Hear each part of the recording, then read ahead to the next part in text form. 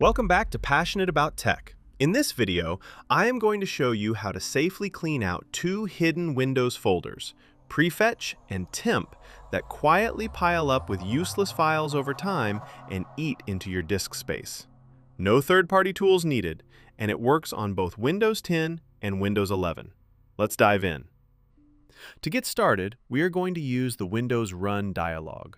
Press the Windows key and R at the same time. A small input box will appear at the bottom left of your screen.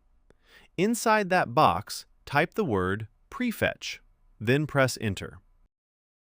Windows may ask for administrator permission to open this folder. Go ahead and click Continue or Yes. You are now inside the Prefetch folder. So, what is all this? Every time you launch a program on your PC, Windows automatically creates a small file in here that records information about that app. Things like which files it needed to load and in what order. The idea is that next time you open the same program, Windows can read that file in advance and preload some resources, making the startup feel a little snappier. It is actually a useful feature. The problem is that over time, this folder fills up with prefetch files for programs you installed once and then uninstalled, apps you used a couple of times years ago, and old software versions that no longer even exist on your machine. Those leftover files are completely useless, and clearing them is totally safe. Windows will simply rebuild fresh ones the next time you launch your apps. Now that the folder is open, let's clean it out. Press Ctrl-A to select everything inside. You should see all the files highlighted. Now press Shift+Delete to permanently remove them. This skips the recycle bin and frees up the space right away. You may notice that some files do not delete, and Windows tells you they are currently in use. That is completely normal. Do not worry about it. Windows actively protects the prefetch files it is currently reading, so it simply will not let you touch those. Just click Skip on any locked files and let the rest get deleted. Once it is done, your prefetch folder is clean. Now let's move on to the Temp folder, and there are actually two of them we are going to clean. Let's start with your personal user temp folder, because this one tends to hold the most accumulated junk. Open the Run dialog again, Windows key plus R. Type %temp%, then press Enter. This shortcut takes you directly to your personal temp folder, no matter what your username is or which drive Windows is installed on. So what exactly is in here? Whenever you install a program, run a software update, or open certain types of files, Windows and your applications create temporary files to support those processes. Think of them as scratch paper.